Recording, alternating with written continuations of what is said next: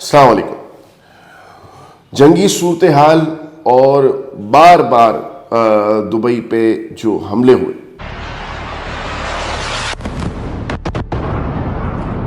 The Middle East is now engulfed in a war of terrifying unpredictability.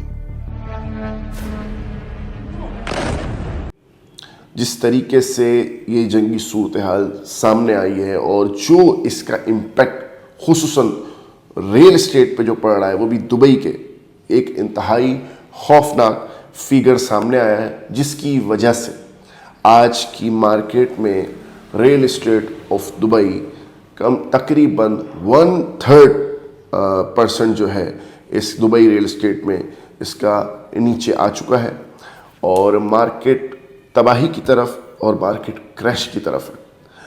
یہ بات اتنی خوشائن نہیں ہے, اور کیونکہ اس میں بہت سے پاکستانی اوورسیز اور بہت سے ایسے لوگ ہیں جن کی انویسٹمنٹ وہاں پر لگی ہوئی ہے, جو کہ میری نظر میں اتنی خوشائن بات نہیں ہے, کیونکہ وہ ظاہر سی بات ہے کہ انویسٹمنٹ نکلنے میں بھی وہاں سے بہت ٹائم لگے گا, اور ایک بار پھر دبئی ڈیزاسٹر کی طرف آیا ہے.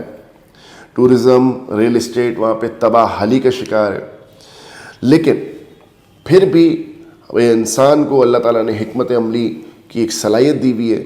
اب جا کے پاکستان کے حوالے سے میں سمجھتا ہوں, کیونکہ ایک نیوکلیئر اسٹیٹ ہے, پاکستان کے حوالے سے ایک امن و امان کی صورتحال ہے, یہاں پر جس طریقے کی اب انویسٹمنٹ آئے گی, کیونکہ ایک کمپٹیشن مانا جاتا تھا وہ دبئی کو مانا جاتا تھا. اس کے علاوہ کراچی میں ڈی ایچ اے سٹی کی بات کریں تو دور دور تک اس کا کوئی کمپٹیٹر لوکل مارکیٹ میں نہیں تھا.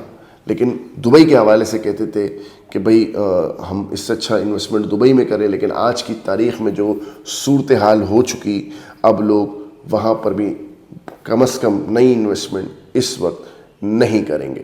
اور جب دنیا میں آپشنز اور اویلیبل ہے, وہ اتنی استطاعت سے باہر ہیں کہ وہاں پر بھی پیسہ پاکستان کا نہیں جا سکتا. بلکہ آج کل جو اس وقت جو معاملات چل رہے ہیں کہ پاکستان واپسی کس طریقے سے پیسہ لایا جائے اور کس طریقے سے اپنے ہی ملک میں انویسٹمنٹ کی جائے, یہ اسٹریٹجی قابل غور ہے.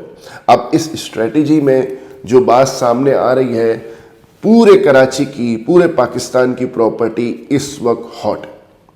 میں ایک جگہ کی بات نہیں کروں گا, پورے پاکستان, پورے کراچی بالخصوص, چاہے وہ بہادر آباد ہو گیا, چاہے وہ PCHS ہو گیا, چاہے وہ گلشن ہو گیا, چاہے وہ کہیں بھی, پورے پاکستان اور پورے کراچی میں, پاکستان اسلام آباد, لاہور, پنڈی, جہاں جہاں خصوصاً وہ جگہ جو آئٹم کچے کا آئٹم جسے ہم کہتے ہیں, جو آئٹم زیر تعمیر ہے, جو آئٹم ڈیولپمنٹ کی پوزیشن میں, وہ سب سے زیادہ ہاٹ.